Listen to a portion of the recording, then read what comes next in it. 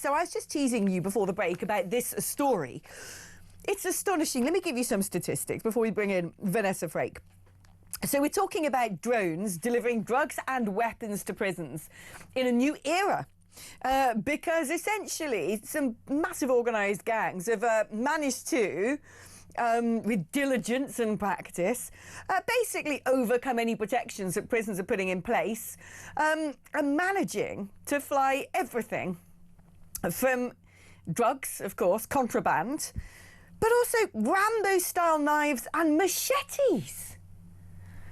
Not only that, right, so there were 1,712 drone incidents in prisons in England and Wales between April 2024 and March 2025. Drone incidents at prisons were up 1,140% in the last 5 years. What's going on?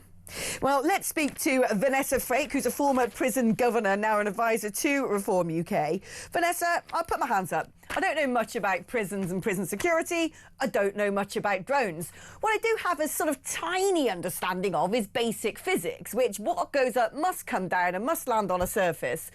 And so what I want to know is, do they have massive windows in prisons where a drone comes along and can deliver a machete and people are like, oh, thanks, yeah, great, I'll take... I don't understand how these things... I thought prisons had tiny little bars that you couldn't really reach out. How are these getting in? How is this... I can understand how they might be able to fly over a fence and get into the prison grounds. What I'm struggling to understand is how the prisoners are then on the receiving side of the packages. Well, good evening, Alex. Yeah, it's a definite conundrum. Look, we've known about drones. The first ones started in about 2015. So we're looking at 10 years of knowing about drones, increasing year on year. And yes, machetes, Rambo-style knives. What's worrying to me is that there'll be a first gun come in. Look, the drones that you're showing now, that is a prison window. They're not dealt to protect. They open out to a certain degree, so the contraband is hanging down on a bit of rope or a bit of string or whatever, and the prisoner just reaches out and grabs it. These aren't amateur drone operators. They are highly trained, highly sophisticated, employed by organised gangs to deliver contraband. And when you think about, a parcel of drugs, mobile phones, maybe even a weapon, is probably worth between 10 and 20,000. A drone, maybe £1,000. If that drone gets lost, but that delivery is made, they're still quids in, and this is the problem. In 2024, in January, the then government, the Conservative government, introduced a 400-metre no-fly zone around our prisons, thinking that would solve the problem.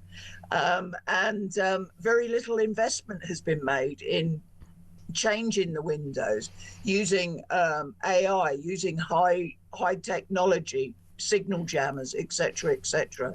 And that is part of the problem.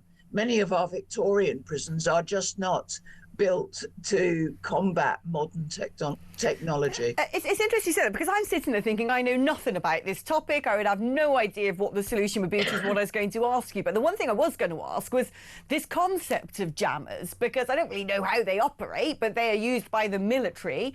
And one would imagine if you had signal jammers, it would actually stop all these prisoners being able to use their mobile phones as well. Yeah, absolutely. But again, part of that problem is many prisons are in areas that are urban. So you've got all the London jails. Now, those signal jammers can also jam other important signals like Wi-Fi, like police radios, etc., if they're used incorrectly. So it is very difficult to pinpoint exactly where to jam the signals. I'm not a technology expert, but I am aware of the issue. we tried, when I was at Scrubs, we tried to get mobile phone blockers in, and the council objected because surrounding Wormwood Scrubs is the hospital, Hammersmith Hospital next door, and also on the other side was housing. And it is a very difficult minefield to wade through. Prisons is going to be a very important policy area for any future government, given that we know that around 60,000 prisoners have been released early from prison, which is almost about 2/3 of the entire prison estate. We know there's overcrowding. We know we desperately need new ones. We know there's Islamization going on inside prisons. We know that we need to build a lot more. We know we need to deport foreign criminals. And now we know we've got to sort out this drone situation. You're the person who's tasked with advising Reform UK in this area. What would be your sort of top priorities that you would say, look, you're going to have to put money to one side in the Treasury because these are the things you're going to have to do?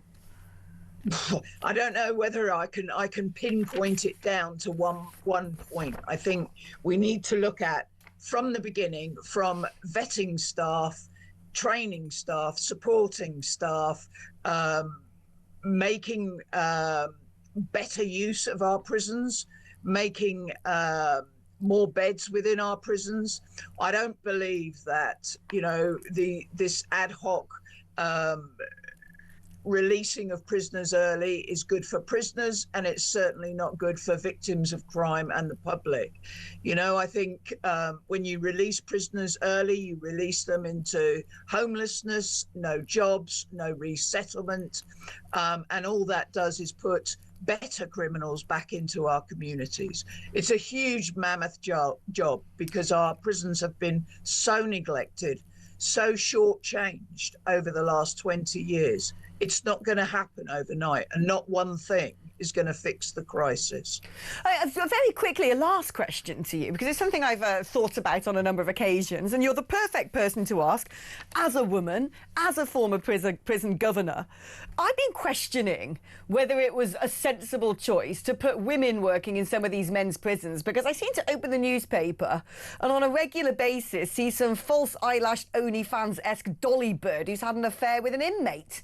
And I'm like, OK, first of all, I wonder whether a sort of, you know, slight female has the capacity to be able to maintain control of a situation inside a men's prison.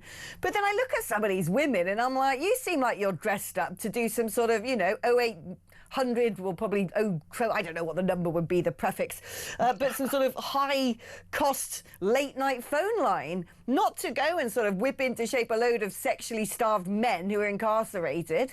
I mean, do you know what I'm talking about? I just think there's some fundamental problem going on right now with some of the women working in male prisons. Look, part of the issue, and I've just mentioned it, is vetting. And I think that when you farm out vetting to a private contractor in Wales for the whole of the National Prison Service, that a governor has no autonomy as to who walks through his or her door. I think you are going to have problems when you have the fact that a person can apply to join the prison service at age 17 and start on their 18th birthday. We are putting vulnerable, inexperienced people in highly dangerous positions, and I think you are asking for trouble then. I do believe that women should work in male jails. There are amazing women who don't,